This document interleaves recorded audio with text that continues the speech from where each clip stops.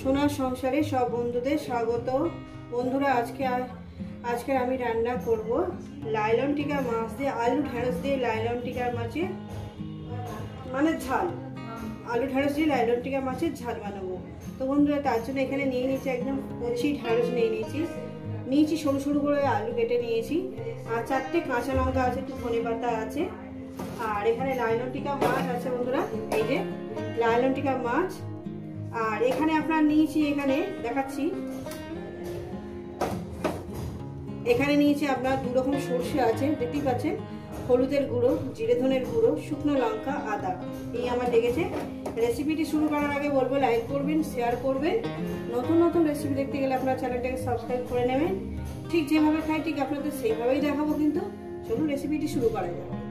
প্রথমে আমি মিক্সারে যে মশলাগুলো নিয়েছি, যেমন আদা, জিরে ধনের গুঁড়ো, শুকনো লঙ্কা, 2 রকম সর্ষে আর হলুদের গুঁড়ো আছে, ওর মধ্যে দিয়ে দেবো একটু লবণ, দিয়ে দিলাম। এটা একটা মিহি একটা পেস্ট বানিয়ে নেব।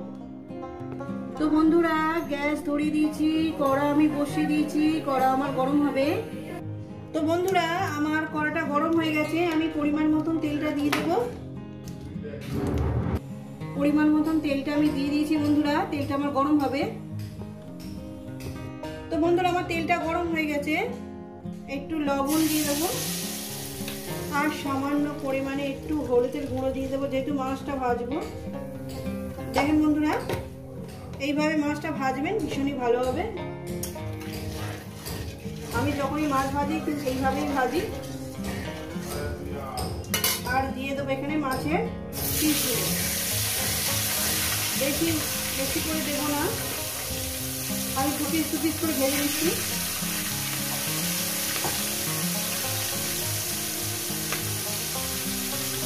তো বন্ধুরা 1 পিস করে হয়ে গেছে, আমি অপর সাইডটা উল্টিয়ে দেবো।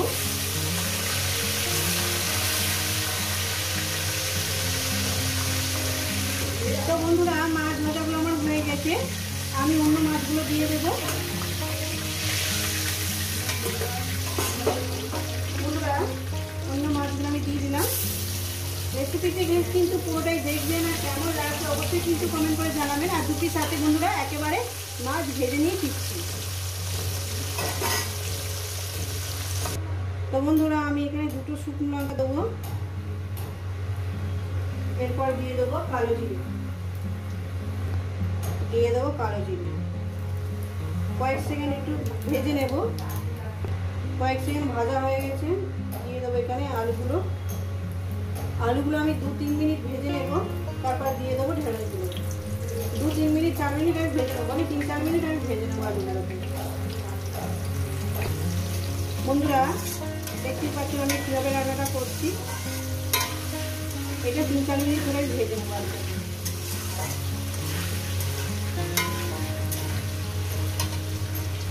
তো বন্ধুরা 4 মিনিট আমি আলুটাকে ভেজে নিয়েছি, এরপর দিয়ে দেবো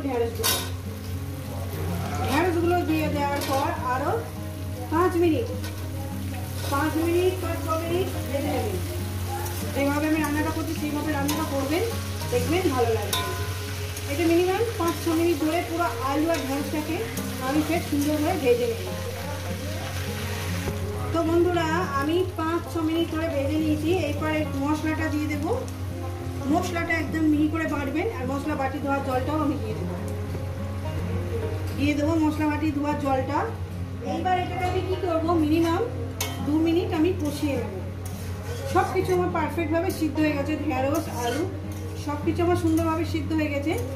আর মশলাটাকে দিয়ে আমি মিনিমাম 2 মিনিট একটু কষিয়ে নেব।